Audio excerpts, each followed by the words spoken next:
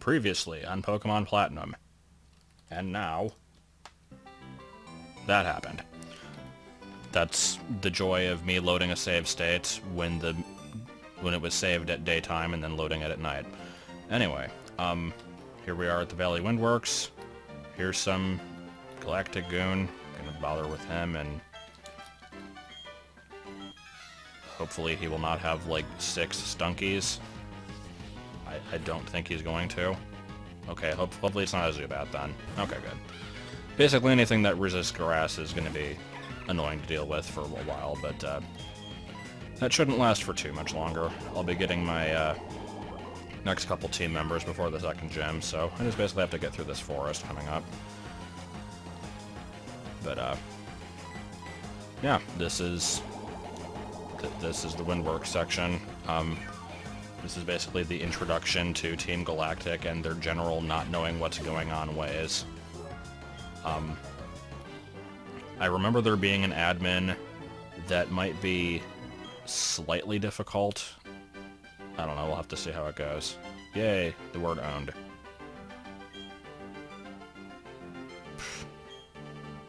God damn it, why are you telling me this?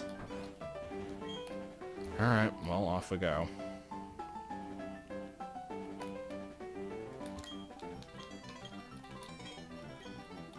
Alright, well, let's go deal with this malarkey then. I think we're gonna have one of the best lines in the games right here. One of the best limes in the games. Yes, this is their plan. So, for anybody who was curious about why there's a mostly naked Giovanni running through a canyon and getting molested by a large group of Pokemon in my outro, it's basically because of the honey. That was one of the crazy Meowth Giovanni fantasies that he started having in the later seasons. Basically, like, it was the episode where they learn about honey, and so they're like, the boss will love being covered by honey when he's out training, and all these Pokemon will come and, like, show affection, and that was the scene that they went with. So it was spectacular. I think that one actually ended up getting cut in the translated versions. That was beautiful there. We might actually have a bit of a problem here. Let's see if I can at least heal enough off of this attack to not die from the next one. Okay, or it could be stupid, that works too. Also, since it is nighttime, we will not be having our evolution in this episode, or the cancelled evolution as it may be.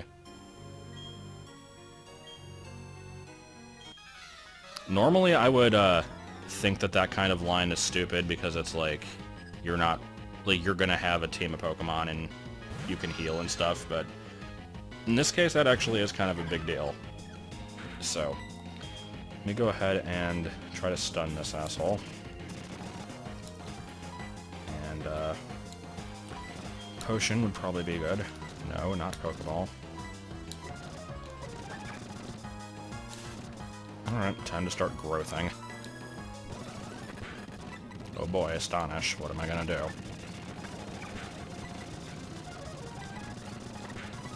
And I think that's 6, so... Luckily, Zubat is not too much of a threat at this point, even though it's a 4 times resistant to my move. It doesn't have any good attacks yet, so it's got that going for it. Once it learns Wing Attack, then it will be a bit more of a pain in the ass.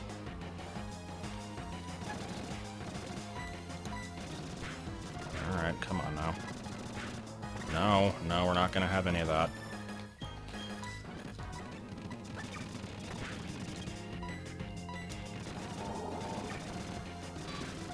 What other thing does he have here? Another Zubat. Okay, great. Anyway, I guess I'll go ahead and get my Pokemon game from the past discussion out of the way. So I am going through these chronologically, and after Blue and Yellow, the next one in line was Silver. I have to say that was probably the game in the series that I was the most, like, hyped over. I do usually like following all the Pokemon games before they come out, and I'll learn a lot of stuff about them and learn all the new Pokemon and stuff. The only time I didn't do this was with X and Y, which I did kind of enjoy doing that for a change of pace, going into it, like, halfway blind. It was nice. But, yeah, Silver, I was freaking hyped as shit over. I think that's probably the thing with, anybody else who started with Gen 1 kind of has that same reaction, where they,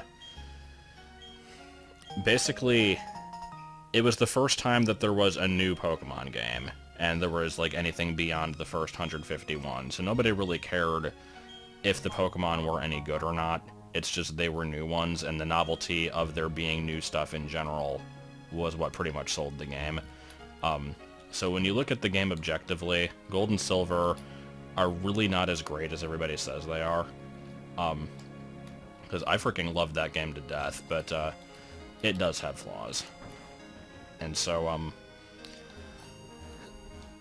I could basically go over a lot of stuff with how that playthrough went, but just the main parts that I always remember are, I mean, I'll first of all share what my team was, because I want to share all the teams. So I had Typhlosion was my starter, and then I had Ampharos, Quagsire, Bellossom, Sudowoodo, and then Lugia, because this was before I started, like, not using legendaries. So the reason I got Silver over Gold was because I liked Lugia better, and because I figured most people were going to go for Gold, since it's like, you know, Gold is number 1, Silver's number 2. I'm like, I'll get the version that not as many people will have, but I think Silver ended up outselling Gold anyway, because everybody loved Lugia from the movie, so that didn't go so well. But anyway, that was my team, and then later on in the game, like, post-game stuff, I did actually start using Ho-Oh, and Sudowoodo got kicked off the team. That was actually the only game that I ever legitimately leveled up a team to 100, though. I don't know why, because it had probably the worst level curve in the series, and so there wasn't really a good place to level grind, but I did it anyway. There's a good line there. But yeah, the thing I always remember about that playthrough was the Elite Four section, because I was on a,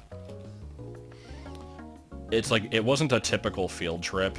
Like, usually when you think of field trips at school, it's like you go to the zoo or something, and it's like you go for part of the day, and then you go back, and then that's it. This was a trip to the state capital, and it actually lasted the majority of the day, like, beyond what a normal school day would be, so, like, we didn't get home until, like, 8 or something. But, we had a, it was a really long bus ride, and on the bus, I had my Game Boy with Silver, and, there was a friend who was basically, he didn't have the game, but we were kind of like, I would, like, show him stuff in it, and he'd play it from time to time, and we'd kind of, like, hand it off back and forth. And so throughout the entire day, like, once we actually got to the area and,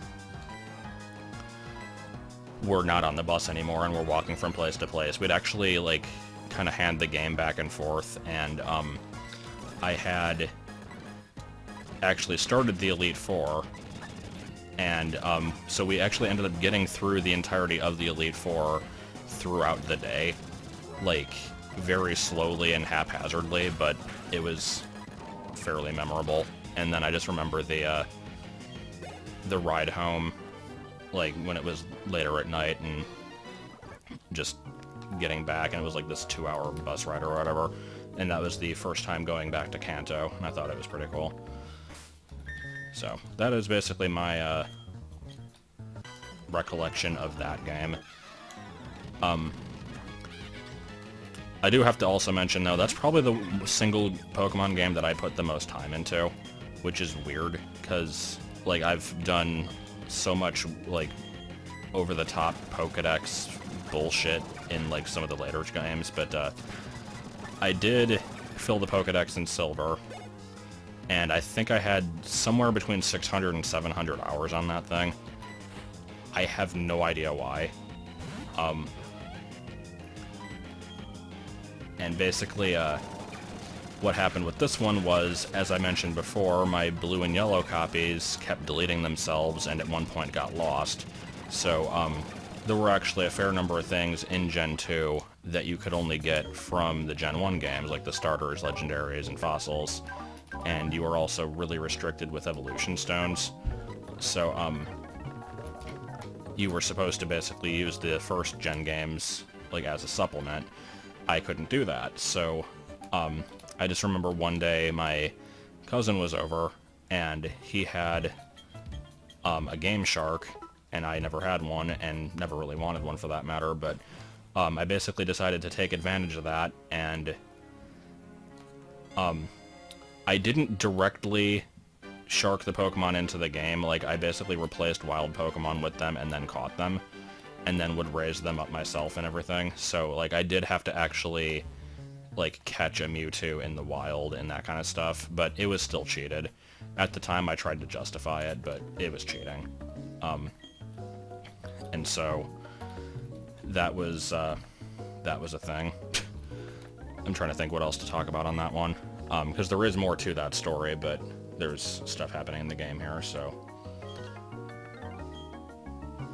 Here we have the not particularly memorable leaders of Team Galactic, or whatever the hell they're... I was going to call them Plasma. I never remember who these people are.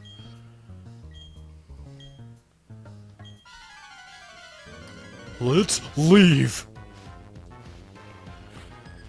Alright, so do you have the Pokemon I'm thinking of? Well, you have a Zubat. You've got that, I suppose.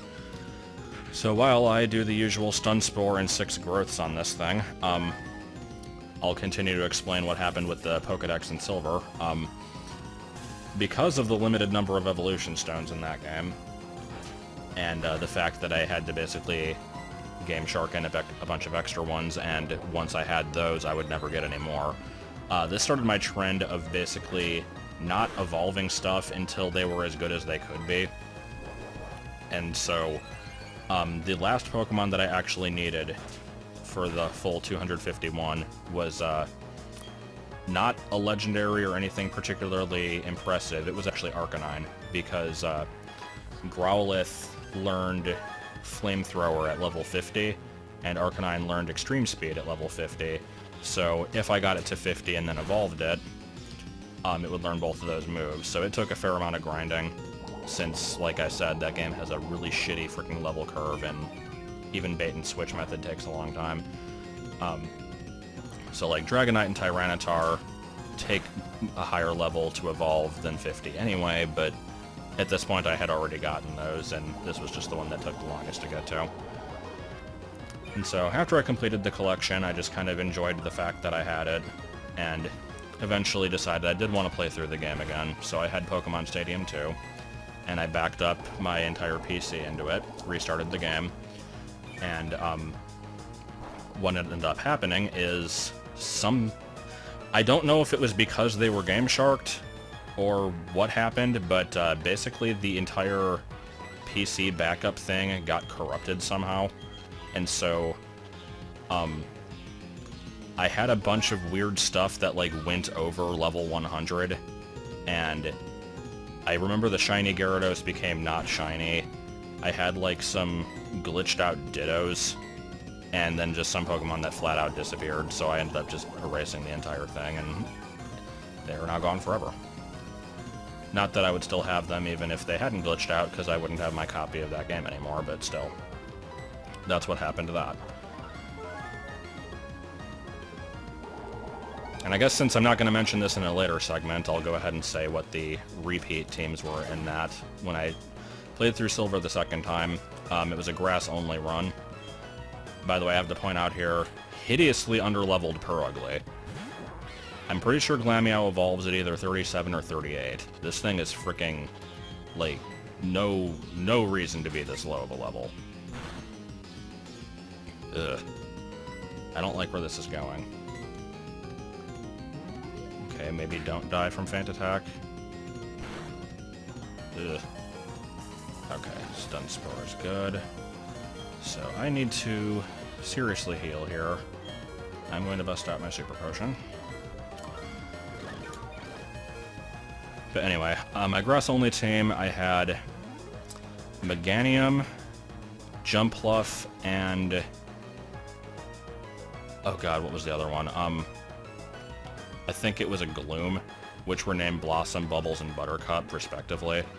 And then I had, continuing with the Everything Must Begin with a B theme, I had a Weepinbell, just named Bell, like B-E-L-L-E, a Parasect named Bugaboo, and a Tangela named Bicdip.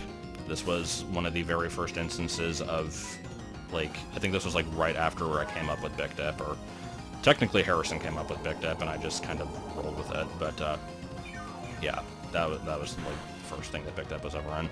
Just a random Tangela that I used. I did not complete that playthrough, though. I think I got up to about the 8th gym and then got bored with it. I replayed that game a couple other times afterwards, but never really did too much with it. I remember I abused the glitch where you can begin with all 3 starters, but other than that, not too much really.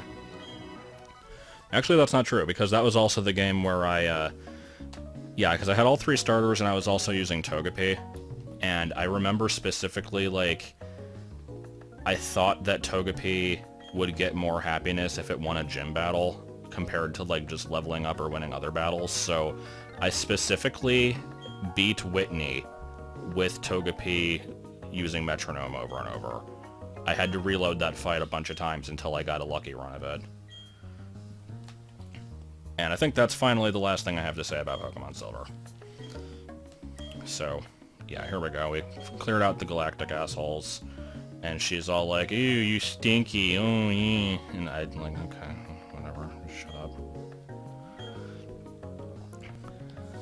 I like the random mention of the balloon Pokemon, because Drifloon will show up at the Windworks on Fridays. It is currently not a Friday, so it will not be showing up here. Yes, you, yes, yes, I've heard that Galactic is here, yes, Okay, whatever, just run away, or go in there, or do whatever it is that you're supposed to do.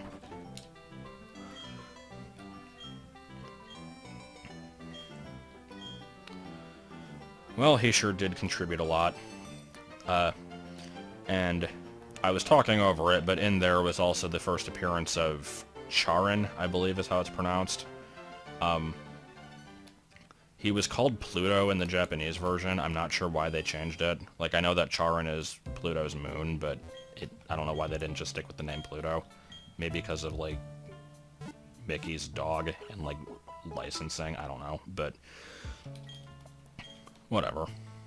He doesn't really contribute much to the overall plot of the game, and I'm not sure why he's in it. So, off we go to Route 205. The northern part of it, since I've already seen this part down here. And I actually did not mean to walk into that trainer's path, but whatever, here we go. Oh boy, fire types. Luckily, Stun Spore has been hitting a lot of the time I've been using it. I don't always expect it to be very effective. Because what is it, like 10% or 75% accuracy, I think? Yeah. So, I've been pretty lucky with it so far. Ugh. Okay, let's get into growth, and then probably use a potion. And then I should probably stock up on some more potions. And then I didn't use a potion when I said I would. So, don't get a critical. Okay, good. Maybe get affected by paralysis. That would be nice. Nope. Well, shit. Alright. I would like you to get affected by paralysis, please. Thank you. Maybe 2 Mega Drains if I'm lucky. Let's see. Yeah, I think I can do that. So, alright. RNG! Alright. Okay, that could have gone worse. Could have certainly gone better, but could have gone worse. So let me go heal again, and also pick up some more potions, because I'm having to burn through quite a few of them here. Anyway, one thing I have not been mentioning yet that came up in this episode, or segment, or whatever we're going to call it today. Let me get some potions first. I think 15 would probably be good. Actually, let me grab a couple super potions, just in case. You never know when I might need one. Okay, so... I got some honey earlier, and they mentioned what it did and everything, and there's a kid here who's going to talk about honey. This is a mechanic hated by most. I used to try to defend it, but honestly, it does kind of suck. Basically, there's 21 of these yellow trees in the game, and you can, I'll tell you why I know that number in a minute, but, you can slather honey on them, and then if you come back to them 6 hours and 15 minutes later, I don't know why it's not just 6 hours, it's 6:15, then you can find a Pokemon on it. You are not guaranteed to find one, but you usually will. And, you can get stuff like Combee, and, Apom, and very rarely Heracross, and then there's some also... Oh, and Cherubi's on there also. And then there's some common, unimpressive shit like Wurmple, Silcoon, Cascoon, that kind of stuff. And that's all well and good. But then there's the matter of Heracross, and I have definitely bitched about this on camera before, but it bears repeating. Heracross, or not Heracross, Munchlax has a 1% encounter rate on 4 out of the 21 trees in the game. And you don't know which trees these are unless you use a honey tree calculator on filb.de. I'm sure there's got to be some other calculator out there, but that's the only one that I ever know of. Basically, you take your ID number and your secret ID number, which, trust me, you won't know unless you, like, go through a lot of crap to get it. You put those into it, and it tells you which 4 trees. So, if you don't know your secret ID number, you can narrow it down to 2. So, even given that you have this information, let's say that you go through the calculator and you somehow get your secret ID and you find all 4 trees. That means you basically have to go to the 4 trees in the game, put honey on them, wait basically 6 hours, and then you have, I guess, effectively a 4 out of 100 chance. That's not how statistics work, but it's close enough. You have a 1 out of 100 chance 4 times of getting a Munchlax. So this is a best case scenario. You're not going to know those numbers, trust me. Like, nobody went through this game knowing that that calculator existed. Like, some people know about it now, but not that many, honestly, and that's partially why I'm sharing it now, because it's not common knowledge. A lot of places will just say that you can find Munchlax on any tree, and I've actually seen in a couple places that it, like, only appears specifically on the Valley Windworks tree, which is weird, because that's where I found mine in Pearl, but, no, it appears on 4 trees, it's rare as shit, and you can only try once every 6 hours, and then you have to remember to come back to the game later.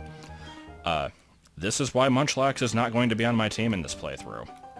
I would like it to be, because it's probably better than a lot of the other stuff I could use. I've never used one before. But no, the game had to go and make it impossible to find. So, what I could do, and actually what I'm probably going to try at the, See, I don't want to fuck this game up. What I'm thinking right now is what I could do is, I can look at the calculator, find out which trees are possible, and if one of these ones in the early game have it, I could save state, put honey on the tree, change my computer clock 6 hours later, have the game think that it waited that long, check the tree, reload if it's not a Munchlax, repeat. But I really don't want to mess with the clock, because you can't do that in the regular game, or otherwise it, like, detects that you're cheating and all time-based events get locked out. And when you do it on the emulator, weird stuff can happen. I'm not going to say what, because I'm full of shit, and there might not actually be any weird stuff that happens. Also, that thing used Bide. God damn it, I'm gonna die.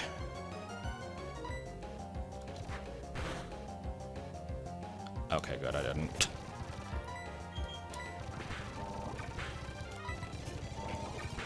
Yeah, there might not be weird stuff that can happen to the emulator, but I don't like to risk it. And, I know that when you mess with the clock, if, like, somebody says something to you on Skype while it is changed, it, like, completely fucks up the order of the messages on Skype, and it's really annoying, so I'm, like, not gonna bother doing it. I could put honey on the trees and hope to get lucky, but the problem is if I put it on there and then don't check the game in 6 hours, which, trust me, I'm not going to, I think if you wait too long, they'll just disappear. So, I don't know. Let's go ahead and test that theory, though. I've got one thing of honey. I'm gonna put it on this tree.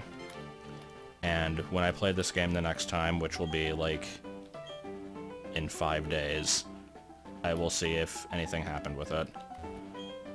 Okay. Also, another thing, you want to actually check this twice after you put the honey on it, because for some ungodly reason, when you put the honey on it, I think it has like a 10% chance of just not going on it at all. It's really stupid. I don't understand it. Also, I've got 9, so I might as well put it on these other trees as well.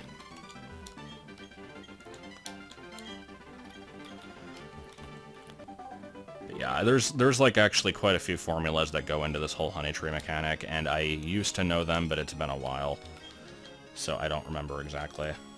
So yeah, all 3 of these have honey. We'll check on them at some point, see if there's anything that appears on them. If I happen to win the lottery and get a Munchlax, then hell yeah, I'm going to use it, but I really don't see it happening.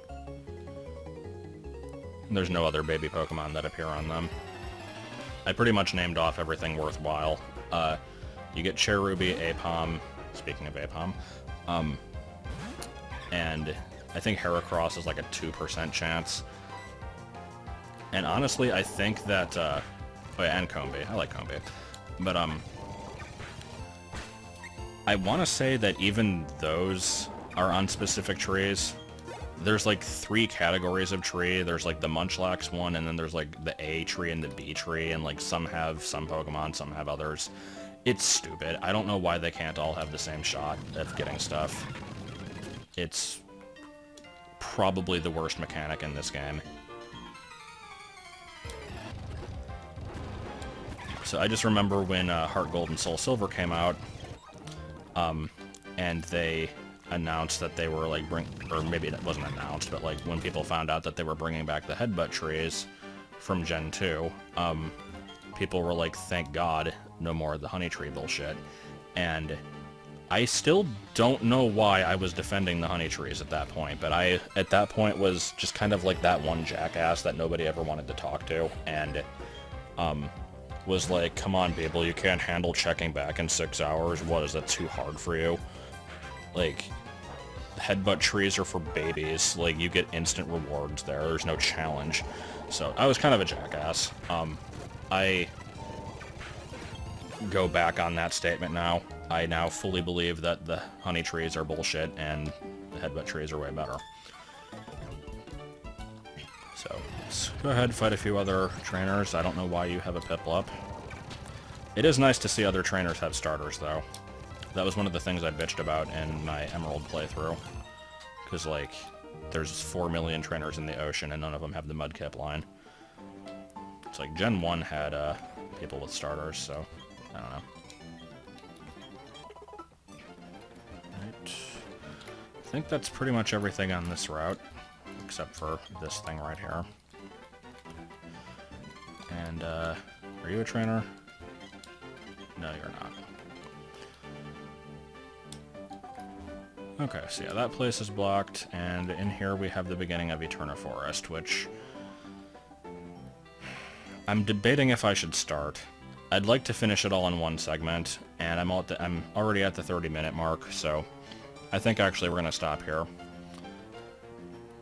So, what did we get in this segment? We got me talking about Pokemon Silver, bitching about honey trees, bitching about Munchlax being impossible to find, and that's pretty much it.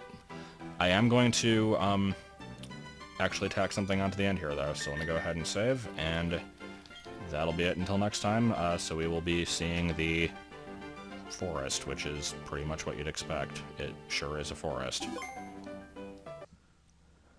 Okay, so I did some Googling. I cannot actually find the Munchlax tree calculator that was on the other site, which, to spell it out, since I don't know if I made it very clear before, is filb.de. It's a German site. I can't find that calculator, but there does seem to be one on the Cave of Dragonflies, so I've gone here. They go into a lot of explanation on this, so I might have given some misinformation. I recommend looking here if you are interested in such things. But anyway, it kind of goes over the whole trainer ID thing, and it's, I actually didn't read all this, but whatever. You just put your trainer ID number in, and it gives you some trees. It's not going to be all of them if you don't have your secret ID, but that's fine. So my ID, according to the game, is 27848. Let me put that in. Would be nice if I put in the correct number. And so 207 and 213 are guaranteed to be Munchlax trees. There's probably 2 others somewhere, but I don't know for sure what they are. When I get to those points, I might try using honey, but again, I'm not going to try to cheap out the game and force it to give me one. If I get one, I will definitely use it. If I don't, then whatever. But that's pretty much all I wanted to show off. There's a whole explanation on here of how the encounter tables work. Basically, it's just, I don't know, it's stupid. The fact that they put this much freaking work into this mechanic when they could have just literally made it, here's the list of Pokemon, here's the encounter rate, have fun. Like, why does it have to be different for each tree? It's stupid.